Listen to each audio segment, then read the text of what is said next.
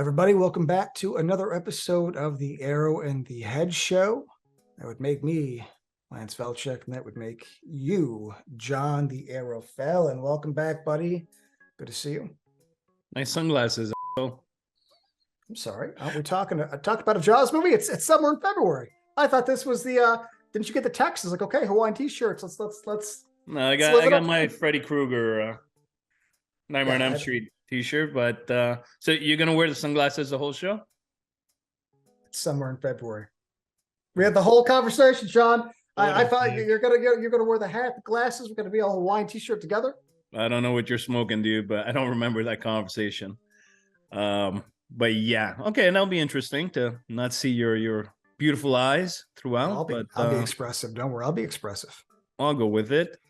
Before we get into the movie we're going to talk about, I just wanted to say I'm sure some of you have noticed that we have a new show on the Arrow and the Head Show channel called Modern Horror Movie Talk with our host, Tyler Nichols of Joe Blow Horror Originals, of course. So Big T, as I call him, it's basically going to cover like the new stuff, like Cocaine Bear or Exorcist remake and stuff like that, whatever. And, Lance and I will continue to cover like 80s, 90s shit, and the Mansons are going to continue to do their own shtick, which is actually usually same thing, 80s, 90s shtick with wrestling and music in there. So all that to say, Monday, Modern Horror Movie Talk. Wednesday, Manson Brothers. Friday, these two assholes, Arrow and the Head Show. So just wanted to say a shout out. And I know, they're all different shows, but I hope you're able to support all of them. So today we're going to talk about a much maligned, a movie that's hated. Yeah. Pretty much across the board, called Jaws, The Revenge, Jaws 4, 1987. And before we take a dive with the Great White, let's not break tradition. Motherfucker, what are you drinking? Tell me it's not water. Tell me it's not a fucking lemonade, $1 fucking thingo-McJigger. Tell me it's a real fucking proper drink. Well, but what's a real proper drink, John? That's a big statement. I don't know. It's alcohol. Okay, so I went and I found one of these disgusting. That's not a proper drink. All right. Hold on. Yeah, let's wait till the end of this story. But it has 8%, and I thought that was good, right? So I'm gonna show you people. Okay, right? You do about I don't know, a couple ounces maybe. I'm not really good at math of this disgusting drink. You need to do about a shot worth of vodka.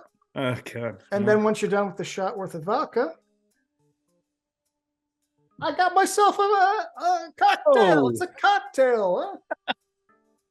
Hey, whatever works, bro. At least you're not on coffee, so that's good. Well, I mean, it's late in the day. I got to wake up, Yeah. All right, sir. Well, you better have a real drink, too, for fucking running your mouth here. You better be scotch over there, man. I got this bad boy, which is a mix of ginger ale. And when I say proper drink, I meant proper 12 apple whiskey. Fair enough. I would drink it. I don't know if apple flavored whiskey is really the proper It's drink. pretty fucking good. I'm not gonna lie. I mean, I drink it. Proper 12, like the by the way, guys, that's the what's his name? Conor McGregor whiskey. Proper 12 is kind of like a low rent Jameson, really. But I gotta say it, their Irish apple, it's dangerous. It's the kind of drink. It's so smooth. Next thing you know, you're hammered, getting fist fights, causing trouble. So basically, yeah, I'm ready for you today at the Jaws, The Revenge. Well, I'm sure we'll probably have the same talking points, but I think we're on the same page in this sad movie. But okay, let's do the old-fashioned cheers. To all of you. Cheers to you, my man. To all of our friends. Hello, my friends! Hey! Jaws, The Revenge, directed by Joseph Sargent, which ironically enough, I did not know this. The guy that hasn't done much, but he did a classic called The Taking of Pelham 123, which is, is a classic, which was remade by Tony Scott down the road with Denzel, if memory serves me right. Yes, I've actually never seen the remake, but I've seen the original with Walter, the guy from Grumpy Old Men when I was a kid. Yeah. Walter Matthau. Matthau, yes. Yeah. So, he's not a hack. And no.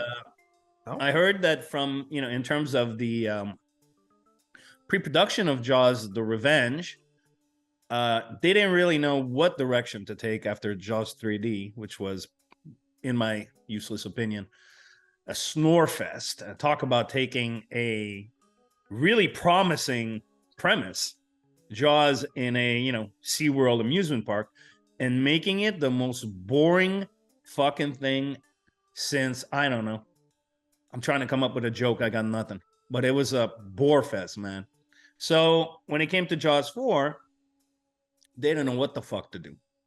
And they went through ideas after ideas after ideas after ideas. And by the time Sargent got the green light to run with the idea they picked, he didn't give a fuck. He was like, I was just happy to get the green light and move forward. So the movie got a lot of flack when it came out. It has some interesting production history bits, but yeah.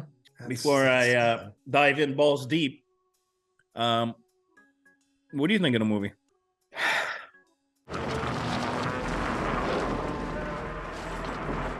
All right, John. Well, I guess we'll just have to do this. I love it. I always have loved it. It's fucking great. It is a great movie. It's stupid. I don't give a shit. People are wrong. I have it on DVD. I upgraded to Blu-ray. Who fucking upgrades to Blu-ray just for? I bought it on Steelbook because I fucking... Three people probably bought this, Surprise, motherfucker. No, dude, Jaws Revenge is a ridiculous movie, but it hits a subgenre, my friend, that I love. It brings me passion, right? And it's a small niche subgenre. Yeah. Small niche subgenre, which is this.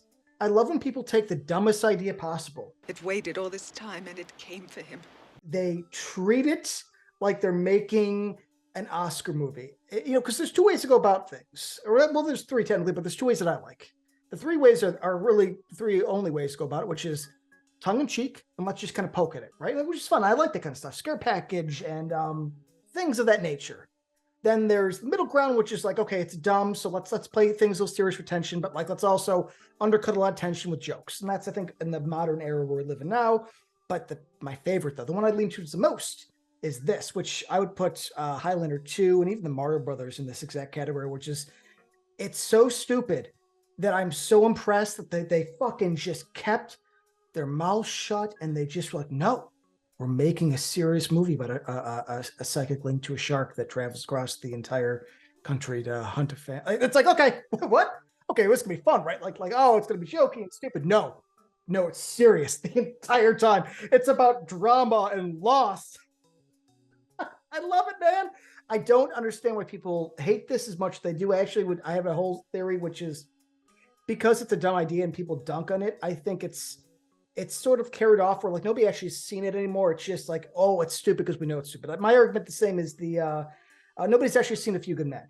But the moral of the story is like there's a thing where people will latch onto an idea of a movie and that becomes the identity of the movie. Jaws 4 is not a good movie. I'm not saying it is. It's a terrible movie, but it's made with a reverence that is respectable because it's such a weird take on a fourth movie that is like quickly made with special effects that are real janky, but every performance is good. And I would fight to the day. Mm-hmm. Lance Guest is good. Lorraine Gary is good. Marvin Peoples, suspicious accent, maybe offensive. I can't tell.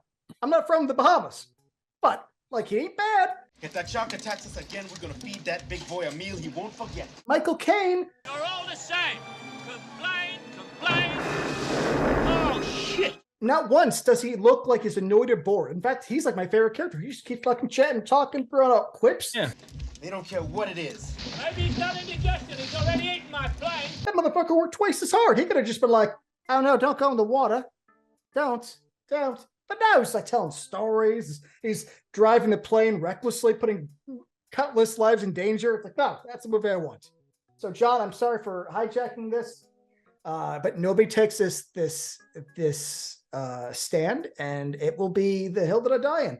I love this stupid movie. I knew you enjoyed you liked the film, like full disclosure, as they say. Yeah, I know. I had to play it. I did not expect this pent up passion to explode all over my face. Yeah, Okay. I just said that. Yeah. Well, yeah, of course, all over your face. I get it. Exactly. Yeah. Again. Before I'm gonna let you continue, but there's something that I. No, you're not. You're not gonna let me continue. You're No, on fire, bro. You and me agree on something, and I think it's why I'm so passionate about this movie, is because I don't hate a lot of movies. I'll be honest. I'm annoyed a lot. I think a lot of movies are dumb. But at the end of the day, love what you love. I don't care. I really don't care. I care about myself. But I hate Jaws 3 with every ounce of my being. Every ounce of my being, because you took the coolest idea and fucking made the worst, boring movie. Yeah, this giant shark. Shark's bigger than the first one in terms of length in the part 3. In SeaWorld, could have been fighting dolphins. Could have been fighting fucking killer whales.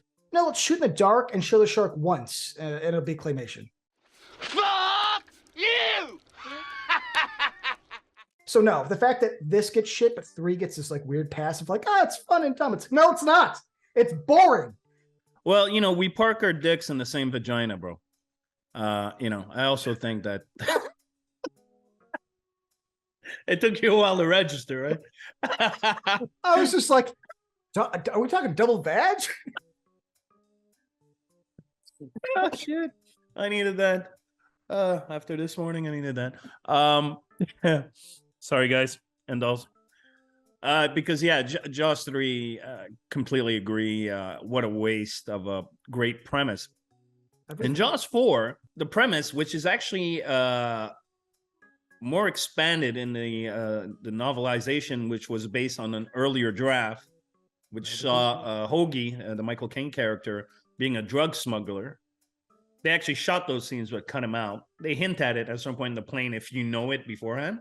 I'm happy they cut that out. But the other thing they cut out, which I find weird, was the voodoo angle with the shark. Where somebody, he's got the fucking list. There's a voodoo angle with the shark in the book, which was in the earlier drafts of the script. And since you have a list, correct me if I'm wrong. Somebody got peeved and got fucked over by the Brody family or some shit and put a curse on them. And that's why the shark's doing his shtick. Like, chasing them around and stuff like that. Which I thought was, you're at part 4 of a killer shark movie. I thought it was a pretty cool idea. And I was kind of disappointed they didn't really run with it.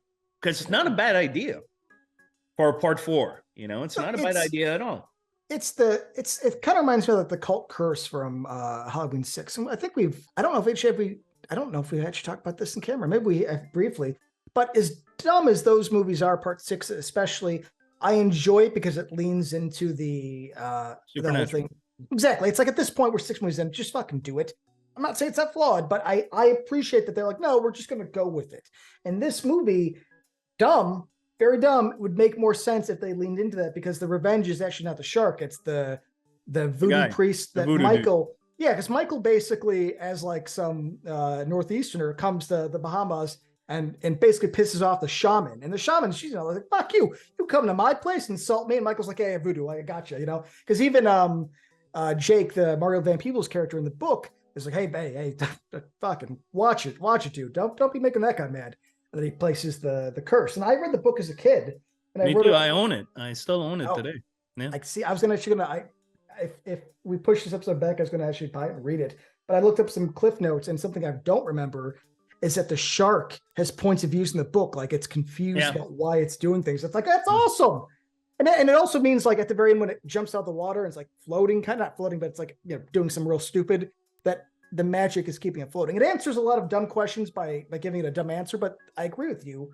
Lean in it. I'm 4 entries in, but you're not going to beat the first one. The first one's literally one of the best movies ever made. Probably top 2. Give me supernatural sharks with Michael Caine's Oscar-winning performance and Lauren Gary crying on cue and being sad. Like, go for it.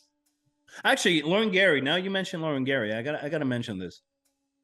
When the film was initially released, which incidentally I saw on the big screen, and the version that I saw on the big screen had different ending than the ending that was released on VHS and so forth and so forth and so forth.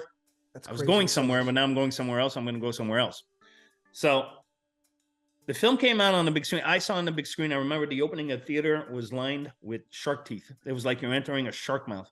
And I went to see it with my parents. I love that. I was in Daytona, Florida, and I loved the night of the living shit out of it when I saw it. But I was young. I was a kid, you know. But the ending was different. And what happened was when the film was released in the United States, about 5 days after its release, they went and did reshoots to distribute it internationally because we're going to spoil it here. So, you know, that's just what's going to happen. For the one person. Because in the theatrical version, the version that I saw, the original version, the Mario Van Peebles character dies. Mhm. And the shark is impaled. And that's it. In the version that most people have seen, which was reshot for international distribution, but also wound up being the official release on VHS and then, you know, consequently on DVD and Blu-ray. Mario Van Peebles' character somehow lives. He's like, oh, it's a flesh wound. Scratch, dude. He was in the fucking shark's mouth like a fucking Twinkie, and I don't bashes have him down, blood's pouring out of his mouth. Yeah, dude. Yeah. Oh, it's a flesh wound, which I could have gone with. But why, for the love of Christ who died for my sins, did they have him explode after being impaled? That's like the worst idea ever. There's absolutely no reason, rational reason why the shark would explode upon impact. That didn't look good. But you know what I mean. Crazy. No, dude, it's, you know, let me tie in my childhood story. So I've as much as I've enjoyed this, a lot of nostalgia, but I do think it's just a fun, dumb movie. But I always hated the ending as a kid. And then one day, because at least where I'm from, every summer there'd be constant Jaws marathon. So it's just like Jaws is like a very important part of my life. And one time when I was a little kid, he had impaled. And I remember telling everybody, I was like, dude, shark's impaled. I'm like, nah, now it explodes. I'm like, no, it gets impaled. And then, you know, it's like I'd rent the movie and it would be explosions and nobody believed me. This is before IMDb. You know, it's just like I had to just think I'm not crazy. But on all the Blu-rays and stuff and even the DVD, they have that scene. And it's stupid, but it makes a lot more sense because he's impaled. And the shark like blood's out of its mouth and it's just roar. It's just, it's a monster. I think that's the idea where it's like, okay, at least it adds something. Exploding again. It's like he exploded in part one. Smile, you son of a bitch. Part two is, oh yeah, he says, open wide or some shit like that, you know? Back and jumps out of the way, little boat. And part three, who cares? And part four, it just reminded me of this. The Lorraine Gary character having flashbacks. She wasn't there. She wasn't there. The amount of flashbacks she has to moments from the first film that she was not even near blows the mind, dude. But it's like it's sepia tone, so it doesn't matter, John. It's like, oh, it's a different color scale. It's like, oh, let's just believe it, you know? Yeah. All that to say before I got deviated 50 fucking times is when it first came out. It's funny, I'm going really backwards now. When it first came out, Lauren Gary got a lot of flack for her performance. And I don't know what the fucking problem is, man, because I watched it again a couple days ago. She's fantastic. There's she a lot of things is to make fun fucking of. rocks. Pardon me? I'm saying with you, there's a lot of things you can make fun of, but not her performance. Yeah, I'm sorry. not her performance. No. She is rock solid in the role. And also the balls of having like an older woman, a woman of a certain age being the lead in a movie like this. That's balls. You don't see that shit, man. You don't see that shit. So, you know, Lauren Gary, bravo, man, because she didn't act after that movie, by the way. She came out of retirement to do that. I know. And then went back to hiding, yeah. But bravo, man. You know, you killed it, girl. You killed it. And everybody killed it, man. Lance Guest. Fucking fantastic name right away. Yeah. I'm like, okay, but he's like charming and like cool and easy going. The beard does half the acting, but great acting. I'm sitting around the house enjoying my day off. My wife starts yelling at me about the garbage. But I'm just saying, like his attitude. I'm like, that's the attitude you gotta have when you're with Bahamas. Just like, you know, he brings an American work ethic, which is a little annoying because I'm assuming everybody else is like, buddy, let's just fucking chill out. Like half the people in the boat were like, hey, take it down a notch, buddy. But you know, he's like, he's chilling out. His shirt's a little open, not as open as I would like it, but he's starting the trend, you know. But hold on, I want to mention that I love that his wife, his main trait in this is just wanting to fuck the entire time. That's true. Multiple scenes. I have actually timestamps on my things for the edit. I hope not. I mean, I'm counting on a long, happy sex life. Which is like she fucks around the sculpture, which I thought was kind of hot as a kid and as an adult. Like, good for them, like a healthy marriage. Michael, her husband's like nervous about her mom, his mom banging fucking Hoagie. Michael Caine, She takes her fucking panties, throws it at him. She's like, come on, let's get to this, buddy. I'm like, good for her. I'll help you take your mind off things, sailor. Good for her. Basically, the perfect wife. Really, I mean, I don't know about you guys, but you know, a wife that is proactive in terms of having an active sex life. Usually, in my experience, obviously, it's the man that's proactive and that's pushing, you know, to retain an active sex life over a long-term relationship. But in this movie, chicks putting in and respect. Another round of applause. Carla Brody is there to get off. You know, Karen Young's her name. Now, she was great. I mean, dude, I'm gonna say this for the 40th time. People could talk shit, but like nobody acts bad, nobody hams it up. Everybody here took it way too seriously, and I think that's why I like it. It's because yes, I mean, Van Peebles with his goofy accent, they're like, is still endearing. You know, like I didn't want him to die, but he should have, because you don't survive all the internal organs getting stabbed with a shark mouth. Caine, it's just Caine. I read he read the script and it was something like Hawaii, and he just stopped. He always wanted to shoot in Hawaii. Yeah. You know, and then he was nominated. Actually, he won an Oscar for Hannah and Her Sisters. It was shooting this, but he couldn't, you know, grab the statue because he was shooting Jaws 4. And of course, I'm sure you guys and dolls know his famous quote. Yeah. I've never seen Jaws 4, but I saw the beautiful house it bought. Yeah, so respect, man. Respect. And he didn't like phone it in, you know. And no, he's Michael Caine. He can't even phone it in if he tried, man. He's Michael fucking Caine. His natural sense of self is just always Oscar winner. I'm like, man, you know, I can't act to save my life. This fucking guy like reads off the grocery list. I'm like, you know, there's a handful of actors that are just good in everything, even if what they're in is not good, but they're good. I remember I worked with Fred Williamson. I don't know if you know the actor. He was in From Dusk Till Dawn. I worked with him, and he told me once, he said, John, I've been in a lot of bad movies, but I've been great in all of them. And that's all that matters. And I'm like, you know what? You're absolutely right, dude. You're absolutely right. So he never phoned it in. He always, you know, gave it his all. And I see a parallel between Michael Caine, because Michael Caine has done like some really elevated shit, really great shit. He's done some B shit, but he's always great. He's just fantastic. And here, I think, you know, it's Michael Caine being Michael Caine. He's charismatic. He's witty. He's a player. I knew a one-armed piano player once. Took 2 minutes to play the minute waltz. You know, I want to bang him. Yeah, I mean, he I want to bang Michael Caine at this point. Right away. No, I mean, his method is just going for it. And it's really commendable. It's like, he's an old man, making sure the little girls having fun, looking back at that Lorraine Gary. It's just like, hey, you see what I'm doing? I'm for the kid? Huh? Yeah, he's who I want to be when I grow up. How about that? Yeah, I mean, honestly, pilot, drug smuggling, always fucking have good He's not drug smuggler in the final cut. Don't forget that. And also, I think, you know, the movie gets a lot of flack, but dude, the opening kill is fucking scarier and more suspenseful than anything in part 3.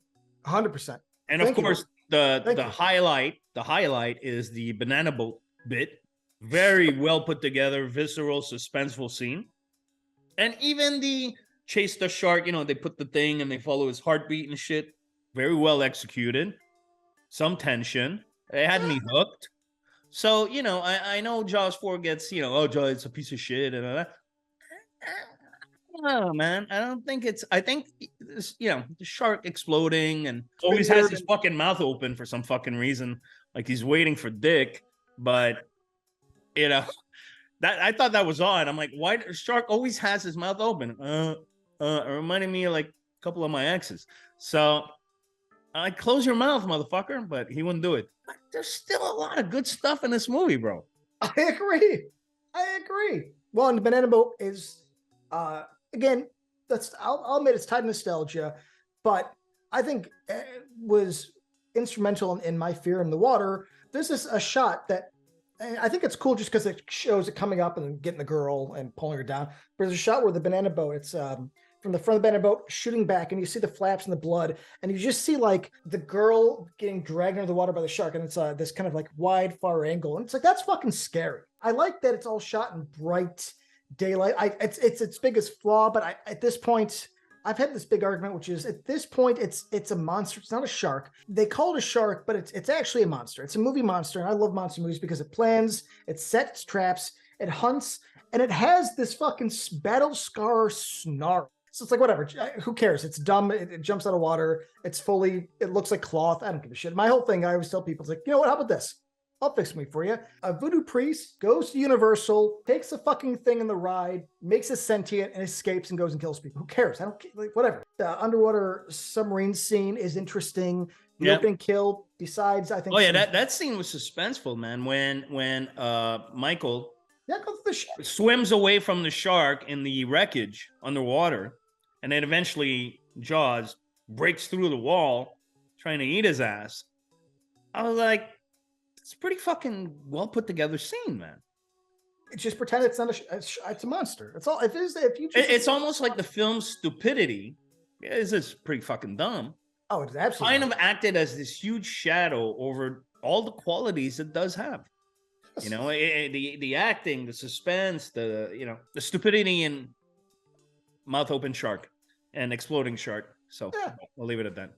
I don't think it gets the credit or the love that I know it's kind of become a cult classic. The BBC aired it unmatted, and so you could see a lot of the parts, and even on the Blu-ray, there's a couple. Yeah, the seams on the shark and stuff like that. I noticed. Yeah, and you could see a couple. There's one of the cool, funny things that I always notice, because once I noticed as a kid, I never noticed when the shark breaks through in the submarine. It's a cool thing. It hits the ladder. Right? It's a cool scene, but as it hits the ladder, an airbag comes out of its mouth, and it's one of those things that you would never notice. Really? But now that I said it, you'll always notice it. But it's like, okay, I don't give a shit. It's dumb, but it's engaging. It's entertaining from frame one to last frame, often enough for the wrong reasons. You know, again, for me, what kind of sank in, pun intended, on this recent watch is the amount of quality stuff there is in the movie that I feel has been overlooked. You know, like I said, the quality of the acting and really well put together suspenseful set pieces. The banana boat scene, like we said before, is probably one of the best scenes in the franchise. Yeah. It'd be in the top 10 best scenes of the franchise, in my opinion. So yeah, it's a movie that, you know, was a dud upon its release, got really awful reviews, but I think upon revisits, hopefully people will see what we see, that it's not as bad as you think. Yes, there are worse movies that get a pass. I think that's my biggest thing. If people are just like, it's a dumb movie, I wouldn't fight with it. Yeah, of course it's dumb. It's Jaws 4 with a fucking psychic shark. I wrote this down. Jaws Revenge equals Serpent and the Rainbow of Jaws, or more accurately, Weekend at Bernie's 2 with a shark. Get on up. Get on up. Get on up. Yeah, but it's like, it's cool to hate it, and I hate that idea where people bandwagon jump. It's like Jaws. I can't wait for it to be cool to hate Megan, man. I can't wait for that to happen. Yeah, well, I mean, maybe in 40 years, because but she dances, and that's cool. It's like, yeah, but the movie sucks. Like, but it was edited down. It's like, unless there's heads exploding, I couldn't give a shit. Like, what in that movie was unique or cool or fun? I don't get. John, I'm glad that we're on the same page, because the fact that everybody's like, Megan, man, talk about a great time. I'm like, I felt bored. Yeah, I don't get it, bro. Yeah, I don't get it. I'll take Jaws of Revenge over Megan any fucking day of the week. A roaring shark that's going after a 50-year-old woman. Yeah, I want that movie with some loss and some sadness and a great beard. Fuck Megan. Yeah. Oh yeah, that was an epic beard, dude. Oh yeah? How big? I think we're at the point where we could cap this off, but I just want to mention a couple of random nuggets I'm going to throw at you guys and dolls. Number one, the shot of close up of a fish eyeball, and they pull out and it's fish in a frying pan. I love that bit. Of course, the picture of Brody, Roy Scheider, there was a nice little homage. He was asked actually to be in the film. He would have been the opening kill. Yeah, he was like, fuck. He's like, yeah, fuck that shit, I'm out. He didn't even want to do part two. He had by contract, he had to do part two. And knowing that, and you watch it again, you could kind of see he's like angry a lot more than he was in the first one. Well, dude, he already survived this whole shark thing once. Now you got to do it again. I'd be pissed off too. I'd be like, hey man, fuck that shit. I mean, that's another thing. Like, if your entire family is always stricken by shark, dude, move away from the water. Move to Chicago. There's no sharks. Exactly. Oh, Exactly. So, one little thing, and I don't like to, end on a sad note, but I didn't know this. A little girl. You read about that? Well, I grew up on The Land Before Time, so when I found out, it's like, yeah, dude, it's really dark. Yeah, for you guys and dolls that don't know, the little girl who plays Michael's daughter, obviously, her dad killed her, killed the mom, set the house on fire, and Lance Guest was one of the pallbearers at her funeral. I was like, wow, okay, I did not know that. It reminded me of Poltergeist for some reason, with the sister, the girl that played sister in Poltergeist, her ex-boyfriend, like, slit her throat or something.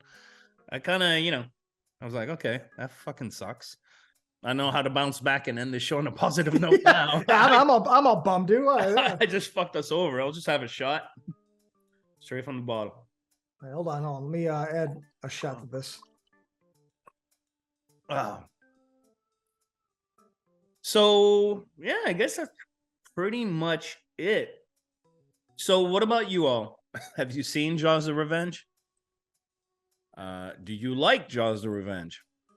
Do you think Lance and I have been sniffing too much glue to actually enjoy Jaws: The Revenge? Chant the comments below. Let us know. And we'll take it from there. And also, let us know if you want us to talk about 3, because I think... No, not 3. No? I don't want to watch that piece of shit again, bro. John, I have a lot of anger issues, and I'd love to just take it out in that one movie. Just everything I've ever had. How about this? I don't watch it, and I just let you fucking go nuts. And I'll go, I'm sorry, it's not therapeutic to watch movie you hate and then just get the points. No, because it's so fucking boring, bro.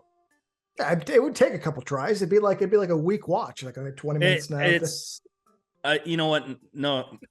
Like, if we do a Jaws 3D episode, I am not rewatching it. I remember enough to be able to wing the episode. There's no fucking way I'm wasting $1.50 of my life on that piece of shit again. Jaws 2, on the other hand, slasher with a shark, I'm in. I'm fucking in. But Jaws 3, I can't do it, Captain. She's going to blow. All right, buddy. Can't do it. All right. Well, fair enough. Then I guess we'll cap this off and say, hopefully, during an actual summer, we will revisit Jaws 2. Yes, definitely. I fucking love Jaws 2, man. Once again, thank you for joining us. Cheers to all of you. Cheers to you, Lance. Much love, and Jaws: The Revenge rocks. Do me a small favor. The next time Jaws: The Revenge is on cable, let it play. Try and watch it from a different perspective. Try to find the heart, buried deep in a mess of a film. And if all else fails, you will always have Michael Caine. And all of the cigars and the brandy, don't let me finish, can now be heard. You're not doing it with the kind of... And you don't do the broken voice. She was only 16. You're only supposed to blow the bloody doors off. That's Michael Caine.